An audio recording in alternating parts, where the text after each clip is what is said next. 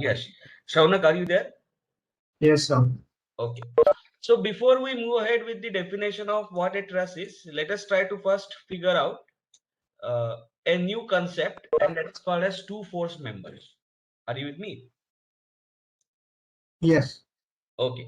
So let us imagine that a body is in equilibrium. So I am considering a body which is already in equilibrium, and in the free body diagram of that body, we are going to see only two forces. Are you with me? Yes. There is no moment, you have to note, and there are only two forces acting on a body. These forces can be active or reactive. One of the force can be active force, another force can be reactive. Are you with me? I am Yes. not bothered about whether it is action or reaction. But when I draw the free body diagram, if I see only and only two forces acting on a body, no moment acting anywhere, then in such a case, I'm going to configure the body as, I'm going to call the body as two force member. Are you with me? Yes. Quick examples. You are going to tell me whether it is two force member or not. So let me draw the free body diagrams. So this is a free body diagram.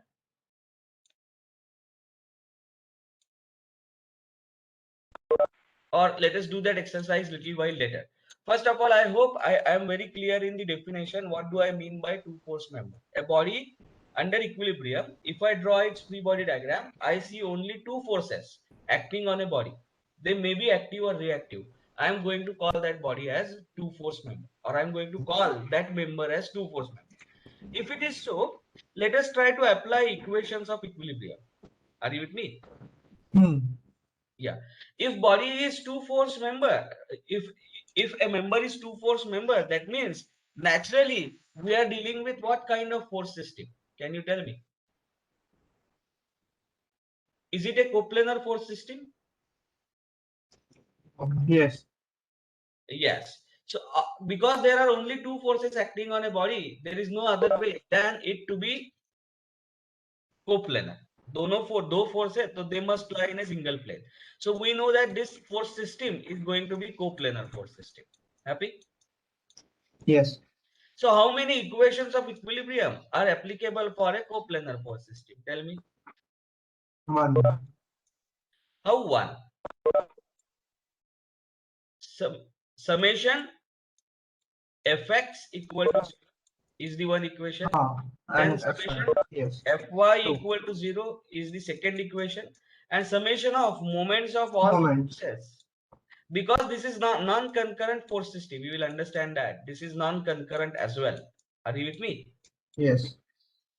So if it is coplanar and non-concurrent force system, as of now, it is coplanar and non-concurrent force system. In that case, there are three equations available, which are summation fx equal to 0, summation fy equal to 0, and summation of moments of all the forces about z-axis passing through a point under consideration must be equal to 0. Do you agree with me? Yes. Okay. Now let us try to apply these equations to this body. Now, but before doing that, which direction am I going to call it as x? So I am going to call direction x as direction directed along A and B. So what is so special about direction x? तो क्या करना है, जो दो force है जिस point of application पे वो अप्लाई हो रहा है, you just join those 2 points of application and call that direction as x. Are you with me? Yes. And perpendicular direction I am going to call it as y. These are my positive x and y. Are you with me? Yes. Let's go ahead. Now I am going to apply the first equation, and that is summation of moments of all the forces acting on a body about z axis passing through A equal to 0. Are you with me? Hmm. This implies, chalo, can I resolve this force? Let me call this force as P and let me call this force as Q. Can I resolve this force Q in two directions, x and y? Yes. Then what will be the x component of Q? Tell me. Uh, uh, Q cos alpha. And will it cause any moment about A? Yes. What is the moment? No, sir, it will not. It won't cause, because q Oh, cos alpha is going to be directed along x-axis, so its line of action is going to pass through point A, and therefore it is not going to produce any moment, because moment is force multiplied by distance, perpendicular distance of point where you are taking the moment from line of action of force. But as the line of action of force passes through point A where we are taking the moment, q cos alpha, x component of q, is not going to cause the moment about A. Do you agree with me? yes, So I will still write it q cos alpha multiplied by 0. Happy? yes. Now, what about q sin alpha? Does it cause moment about A? If I call this distance as L, how much is the moment that it causes about A? 0. How? So, can you repeat the question? Y component of Q. Ah, So what is Y component of Q? So Q this sin is alpha. so this is the Y component of Q. Are you with me? I'm going to Yes. call it as QY. Let us call this component as QX. Happy? Hmm. The QX line of action passes through A. It is not going to cause any moment. QY, this is perpendicular. So this distance L is a perpendicular distance of point where you are taking the moment from line of action of QY. Do you agree with me? Yes. So what is the moment that QY is going to cause? Tell me. Q sin alpha into L. Yes. So QY is Q sin alpha multiplied by perpendicular distance of a point where you are taking the moment from line of action of QY is nothing but L. So Q sin alpha into L. Do you agree with me? Yes. And now tell me, what sign should I give it to it? Is it an anti-clockwise movement or clockwise movement? There's anti-clockwise. So should I give plus sign? Yes. By our sign convention, we treat anti-clockwise movements as positive. Happy? Hmm. Therefore, Q cos alpha into 0, Q sin alpha into L. Does P cause any movement at A? No, No. Why it doesn't cause any movement at A? Because because its line it's of line action of action. is passing It's through A, passing through or in fact, the point of application of P is A itself. So it cannot cause the moment. Do you agree with me? Yes. Okay. So this has to be equal to 0 for equilibrium. Yes. Now, so therefore, what I effectively get is L cannot be 0. So L Hmm. cancels out, and I get Q sin alpha must be equal to 0. Happy? Yes. When can Q sin alpha become 0? There are only two possibilities. One, Q is 0 Alpha or is sin 0 or alpha is Q is 0. either Q is 0 or sin alpha is 0. Do you agree with me? Yes. Now, in that, Q is 0 is a ridiculous argument because I am drawing the free body diagram. If Q is 0, what's the fun in drawing Q in the free body diagram? Are you with me? Hmm. Yes. So, therefore, Q equal to 0 is a trivial solution of this equation. It doesn't make sense. If Q is 0, P is 0, everything is fine. What's the fun? Are you with me? Yes. So therefore, Q equal to 0 is not the situation what we are looking at. So this is not the situation that we are looking at. If Q is non-zero, when can Q sin alpha be 0? Only and only when sin alpha is 0. Therefore, alpha is equal to what? Tell me. 0. 0, pi, 2 Ah, pi, so on and so forth, right? yes. Now, alpha equal to pi, that means the force Q will be again directed along x. Do you agree with me? Yes. Alpha equal to 2 pi means the same. Alpha equal to 0 means the same. Direction may be towards up or towards down. That's okay. But essentially, what we are trying to say by this statement is Q must be directed along x. Are you with me? Yes. Or in other words, what we are trying to say is Qy must be 0. Yes. Do you agree with me? Hmm. Because when alpha is equal to 0, Qy automatically turns out to be 0. Qy is Q sin alpha. Sin alpha, that means sin 0 is 0. Happy? Yes, sir. So the very first conclusion that I draw from this exercise is, if at all these two forces have to keep the body in equilibrium, Q must be directed along line AB. Happy? Yes. Now we will take moments of all the forces about B equal to 0. So let me do that. Summation of moments of all the forces about B equal to 0. Happy? Hmm. For equilibrium, it is required condition. About which axis? About Z axis passing through B. Are you with me? Yes. Okay. Chalo. So at A, can I resolve this P into two components? Yes. One is Px, happy, Hmm. and another one Steven. is going to be Py, happy. Yes. So Px and Py. I am going to take the moment about B equal to 0. Is Px going to cause any moment? No. Does Px cause any moment? No, because its line of action passes through point B. Happy? Yes. Does Py cause any moment? Yes. Yes. And it is Py into L. And it is anti-clockwise. Do you agree with me? Yes, sir. So I will write Py into L must be equal to 0. Q anyway doesn't cause any moment about B. Do you agree with me? Yes. चलो अब जरा बताओ मुझे. So what is the conclusion that I get? P sin theta into L is equal to U. P sin theta into L is equal to 0, but L is going to cancel out. Therefore, P sin theta must be 0. Therefore, either P must be 0. Or sin theta must be 0. This doesn't make sense. Or Yes. sin theta has to be equal to 0. Are you with me? Yes. So what is sin theta? Tell me. What is theta then? Theta Theta must is be 0. equal to 0, pi, 2 pi, something like this. Um, Are you with me? That means again P must be directed along AB and Py must be 0. Do you agree with me? yes. Look at the interesting conclusion that we are going to draw now. So if for a two force member equilibrium is to be achieved, both the forces must be directed along the same line. Do you agree with me? Yes. Two force member है और आपको उसका rotational equilibrium maintain करना है. There is no other way than this P and Q to be directed along the same line. And which one is that line? That line is the line joining points of applications of these two forces. समझ में आ रहा है? Yes, sir. बाकी दूसरा कौन सा भी line नहीं चलेगा.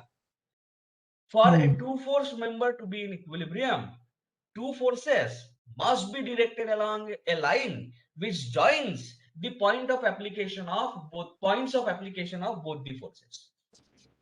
Happy? Yes, sir.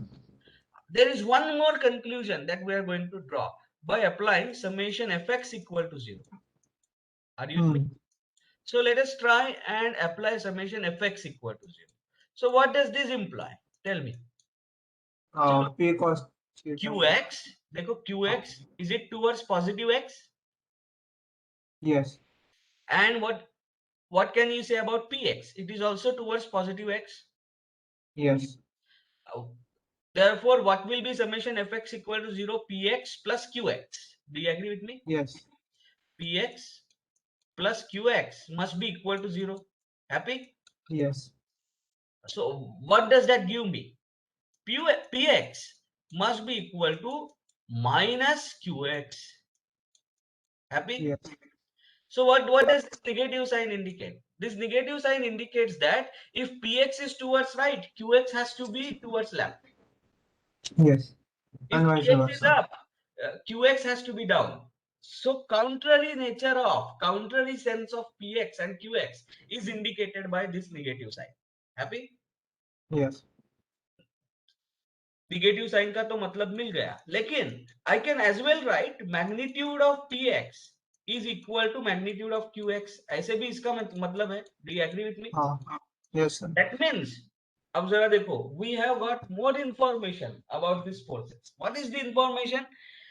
It is not sufficient that the two forces that keep the body in equilibrium are directed along the line joining their points of application. इतना ही काफी नहीं है. They must be contrary in sense and same in magnitude. Yes. देखो QX और PX और QX को ही मैं P और Q बोल सकता हूं, because I know that QY and PY are 0. समझ Yes, में आ sir. रहा है? So I can straight away call P equal to minus Q. That means magnitude of P must be equal to magnitude of Q, and the sense of P must be opposite to sense of Q. समझ में आ रहा है? Yes. That means if this body is to be kept in equilibrium by two forces acting at A and B, I have only two choices. Either I can have this force as F and this force as F. Are you with me? Yes. They must be, their line of action must be along AB. और दूसरा choice कौन सा है? This will be F and this will be F. Are you with me? Yes, sir. There is no other choice.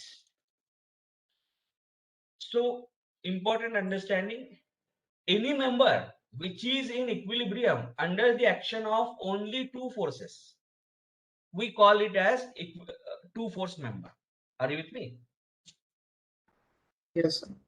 If you identify that there is a two force member in a body, it can be in equilibrium only and only when these two forces are same in magnitude, opposite in direction, and they their line of action is along the line joining points of applications of these two forces.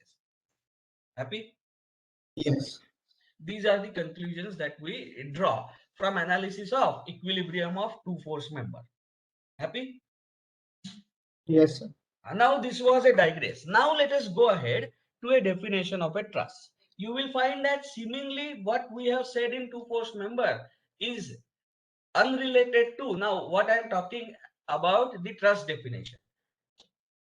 Are you with me? But soon you will Yes, realize sir. that these two things are connected. So let us try and define what do we mean by a truss. Are you with me? Yes. Okay. Chalo. So that thing you just moved on the window, it comes as a gray part on a screen. Which one? This one. Now is it's okay? Yes. Okay. So let us go ahead now and let us try to define what do we mean by a truss. Are you with me? Yes. चलो, तो अब तक हमने beams का जो practical किया है, तो उसमें have we defined something called as a skeletal member?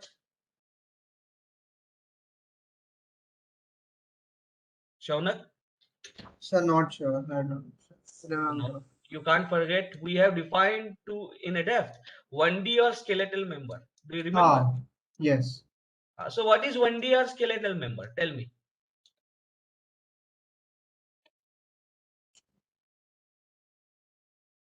Yes, go ahead. So it's like if we take the if it's a bridge, the parts of it that are moving. No, anyone else who can define 1D or skeletal member for me? We have done it at depth. One dimension is more than other two.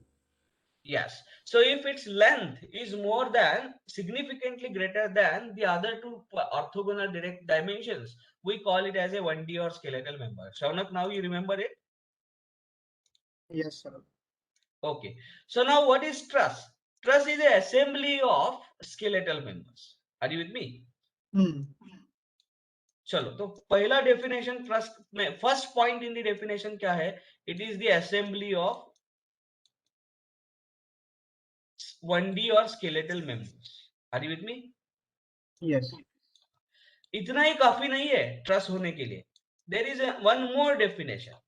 There are few more conditions. तो उसमें second conditions क्या है? Truss is a assembly of 1D और skeletal members which are straight. That means you cannot have a member which is curved like this. Are you with me?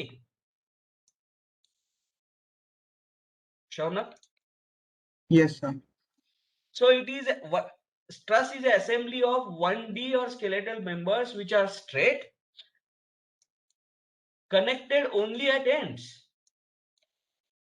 Connected only at ends. देखो important है.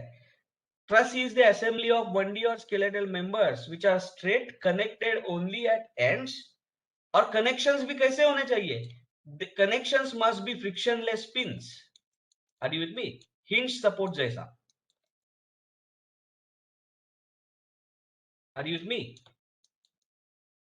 Shaunak? Yes, sir. So what is frictionless pin? So let me draw, let us imagine that this is a scale, aluminum scale that you often use, and this is the another aluminum scale. Are you with me? Hmm. You drill a hole here, you drill a hole here of same diameter. Superimpose these two scales. Are you with me? Hmm. Yes. Pass a pin. So let me say I have superimposed these two scales like this. Happy? Hmm. And pass a pin or bar of smaller diameter such that there is no friction between the pin and the hole. Are you with me? Yes. Such kind of joint is called as a pin joint, or it is frictionless pin joint. Are you with me? Yes. Now, if you try to rotate these two members about this joint, the rotation is freely possible. Do you agree with me? Yes. Freely possible. But if you try to translate this joint, both the members will have to translate together. Do you agree with me? Yes. So this is what a frictionless joint is. So I hope I have explained what a frictionless joint is. Frictionless pin joint is. Now let us revisit the definition. So what is a truss? It is one assembly of 1D skeletal members which are straight, connected only at ends by frictionless pins. Are you with me? Yes, sir. दूसरा कोई भी connection नहीं चलेगा. And और एक important चीज है, they are loaded only at joints. Are you with me? Yes, sir. तो क्या क्या कंडीशन है फिर से पढ़ो. Truss is a assembly of 1D और skeletal members which are straight, connected only at ends by frictionless pins, and they are loaded only at joints. Happy? Yes, sir. So why such a weird set of conditions, and then we call that structure as a truss? We will understand that in a while, but before that I am going to construct few structures and you are going to categorize them as a truss or not truss. Are you with me? Yes. Chalo, tell me.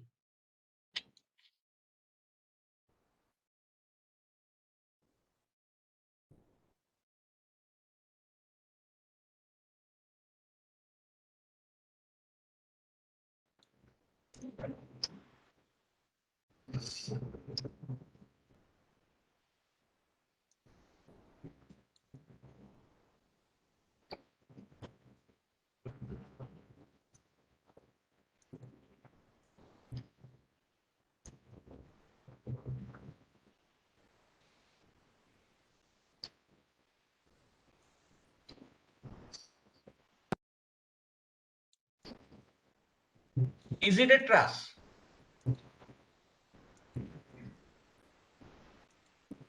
Shauna. Yes. And why do you think so? Let us apply conditions. It is assembly of 1D or skeletal members. So is it an assembly of 1D or skeletal members?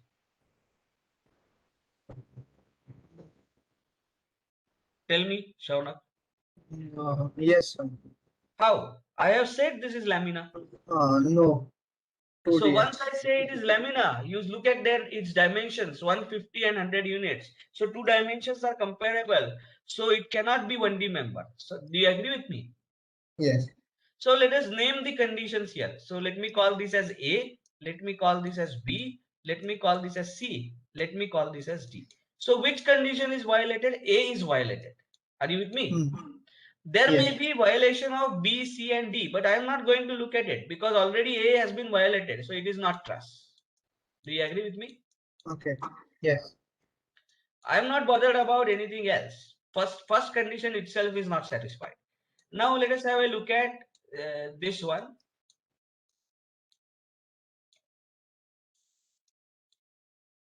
Is it a truss? It satisfies condition No, let me add one more number.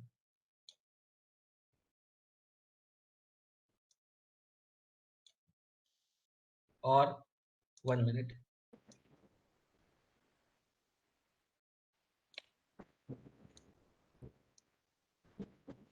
Chal, tell me, is it a truss? So no doubt all these members are 1D members for sure. This is 1D, this is one dimensional member, this is one dimensional member. Nothing is mentioned about the thickness. So that means it is small in comparison with length. Are you with me? Yes. And this is 1D. All the members are 1D for sure. But are all of them straight? No. This member is a curved member. Do you agree with me? Yes. So which condition is not satisfied? Condition number B is violated. Do you agree with me? Yes. There may be condition C and D, they may also be violated. We don't know, but we don't worry because the moment B is violated, this is not a truss. Happy? Yes. Okay. Now let us go ahead with the third example. Chalo.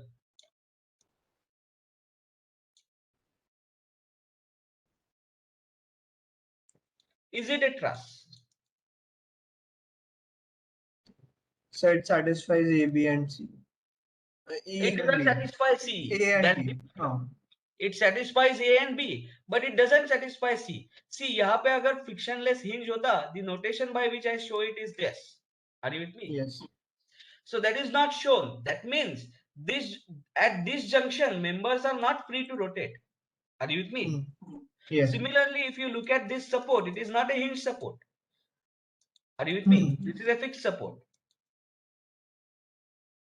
This is fixed support, and this is not a pin joint. Do you agree with me? Yes. The joints are not pin joints, and the support is fixed support.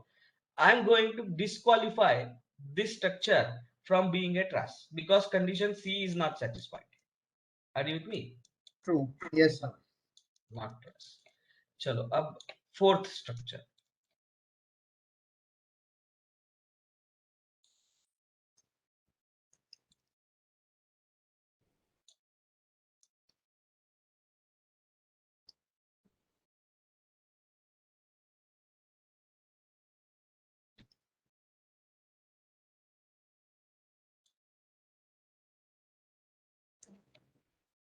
Now,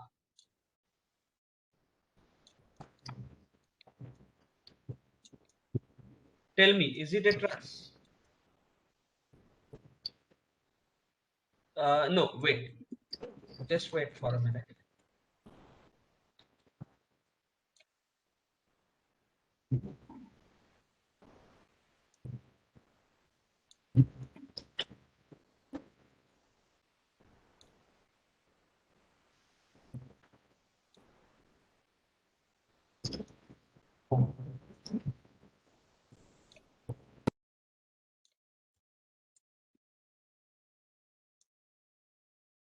Tell me, is this a truss?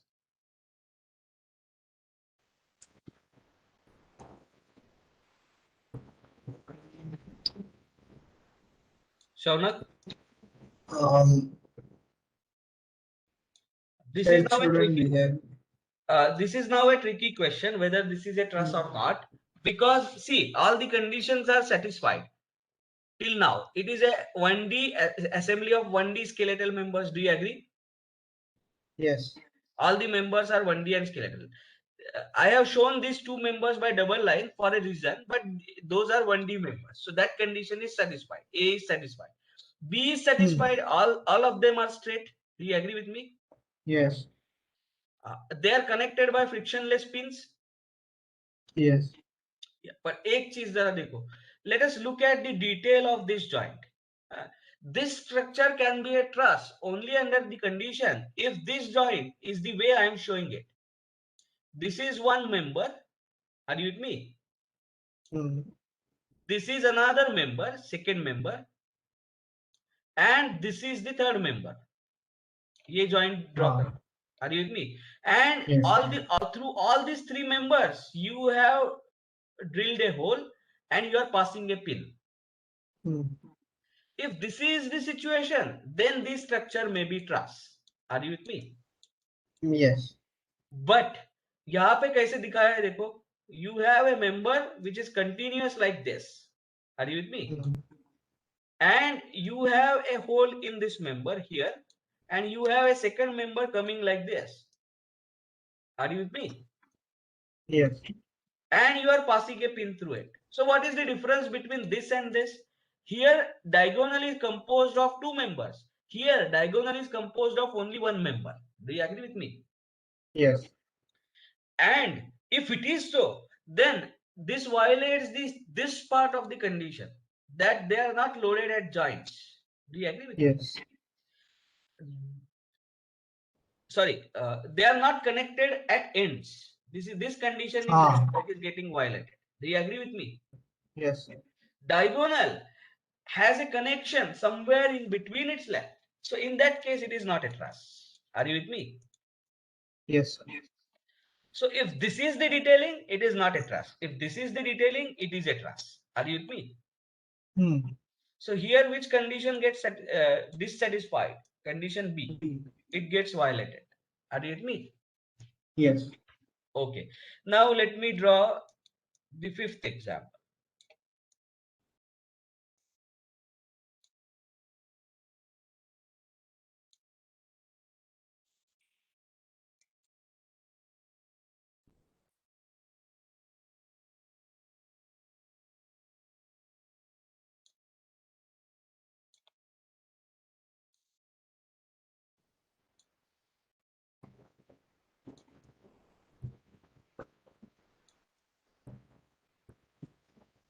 Yes. Tell me, is this a truss?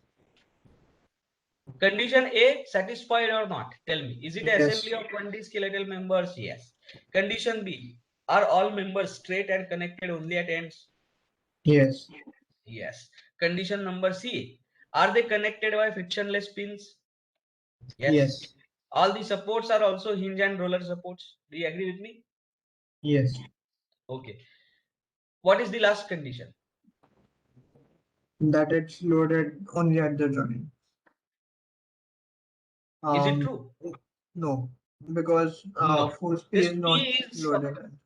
force P is not at joint. So therefore condition D is violated. And therefore still it is not a truss. Are you with me? Yes. Up sixth example.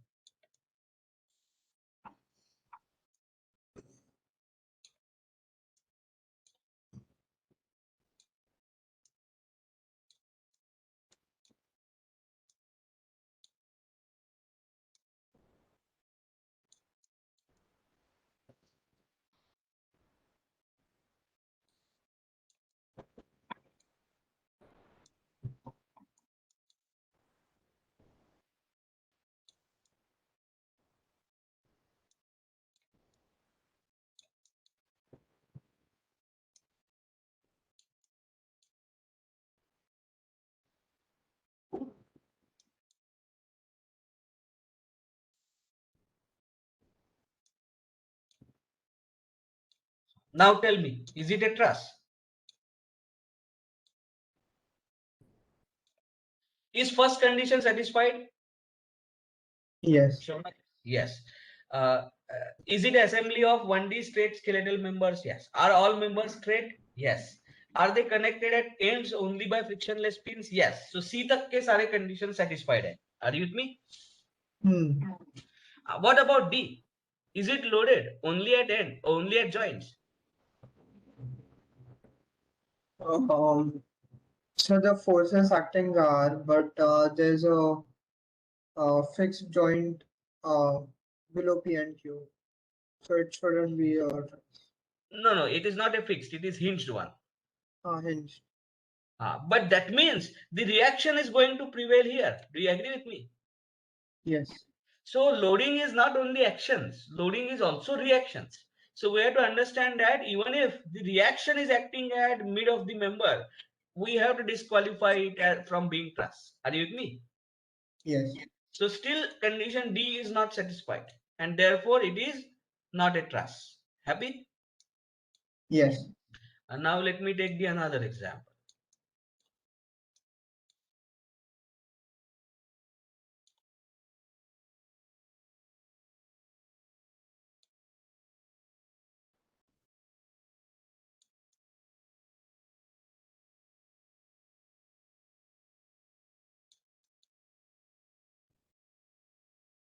Is it a truss? Now it satisfies all the conditions that are required. Do you agree with me? Yes, sir. So it is a truss. Happy? Hmm. So let us summarize the definition of a truss. What do we mean by truss? It is assembly of 1D skeletal members which are straight, connected only at ends by frictionless pins. Their supports are either roller or hinge supports. That also I will write. So let me add something to condition number C. The supports, wherever they are either roller or hinge. Are you with me? Yes. Roller or hinge. This is the additional condition. And they are loaded only at joints. Do you agree with me? Hmm. Yes. If these conditions are satisfied, then we call we call the structure as truss. अब जरा आप मुझे सिर्फ एक चीज बताओ, यहाँ पे मैंने P और Q ये loads तो दिखाए हैं. What about the self weight of these members? Do these members have their self weight? Are you with me? So can you repeat the last part? Look at this seventh structure, 7-number structure. I have called it as truss. But what about its Oh. self-weight? Do these members have their self-weight? Yes. Where does the self-weight act? On Q and the hinges. No. How can you direct the self-weight to act only at a particular point? See, this member, all along its length, the self-weight is going to act. Do you agree with me? Yes. Your neck has some weight. Your hand has some weight. Do you agree with me? Your head has some weight. That means your weight is equally distributed, or it is distributed all over your body. Do you agree with me? Yes. Similarly, this member is going to have its weight everywhere. So I can split this member into, let us say, 4 parts. I can show the weight of first part acting at its centroid, weight of second part acting at its centroid, weight of third part acting at its centroid, so on and so forth. Do you agree with me? Yes. And in strictest sense, I can make infinite part of these members having zero length or close to zero length. Do you agree with me? Yes, sir. And each part is still going to have some weight. Do you agree with me? The length is approaching zero, but it is not zero. So it is, the member is divided in very large number of parts, but each part is going to have its weight acting at the centroid of that part. Do you agree with me? Yes, sir. To be precise, CG of that part. But now tell me, if this weight is distributed all over, how can we consider this structure to be loaded only at joints? Do you agree with me? So that means none of this structure in strictest sense can be a truss. Happy? Yes. So self-weight is the chaotic issue here. Are you with me? Or problematic issue here. Self-weight as it is distributed, self-weight तो कैसे रहता है? Distributed रहता है ना? Distributed along the length of members. Therefore, in strictest sense, none of the structure I can call it as a truss if I am going to consider self-weight as a load. Do you agree with me? Yes. Therefore, in truss analysis, we make an assumption that self-weight is neglected. Are you with me? Assumption. The moment I say self-weight is not present, rest of the forces I can manage to be only at joints. Are you with me? Yes, sir. Self-weight is neglected.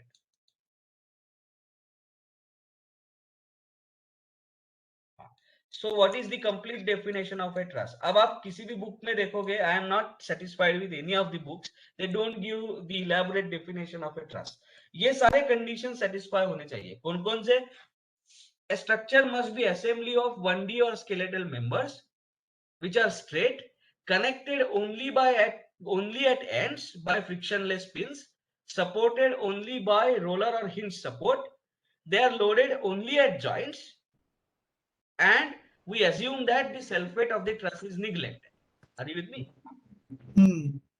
ये सारे condition satisfy हो तो ही हम उस structure को truss बोलेंगे. Happy? Yes, sir. Okay. Now we will stop at the last point today, and that is, just because you wanted a structure to satisfy certain things, how can you compare the self-weight to be neglected? समझ में आ रहा है? Yes. ऐसे कैसे कल कुछ भी बोलोगे आप, फिर you will say that forget about the supports, they are not providing the reactions. ऐसे नहीं चलेगा. Are you with me? So this assumption has to be justified. Do you agree with me? Yes, sir. And what is the justification? If I neglect the self-weight and after analysis I don't get much change in reactions and other quantities, then I will say my assumption is justified. Do you agree with me? Yes. So therefore, soon in this course we are going to justify this assumption that in trusses we may afford to neglect the self-weight. Are you with me? Yes. So this is to be justified. We are not yet justified, but we will do so in due course of time. So we have understood what a truss is, and now question is, why do we call a structure satisfying such weird set of conditions as a truss? In first place, why do we build trusses? Are you with me? So this question I am going to answer you in the next class, and then you will see the relationship between a two-force member and a truss. Are you with me? Okay. So with this, as per your new timetable, I need to stop now. So we will stop here. We will meet in tomorrow's class, where we will start by discussing what is the consequence of these conditions. What is the consequence? Are you with me? Yes. Unfortunately, most of the books, they give the consequence as a definition of a truss. Mind you, कौन सा भी book पढ़ो मत इसके definition के लिए, because most of the books give consequence as a definition of a truss. But we have to understand that by definition, truss has to satisfy these conditions, and then the consequence is something. That is not the definition of a truss. Are you with me? Yes. Okay. So let us stop here. I will share the attendance link in a while with you. You can fill that. I know now how many participants are there. Let me check. Participants are 51. So I should see 51 attendance, 51 present the people there. So let's stop for today. Thank you, sir. Thank you, sir.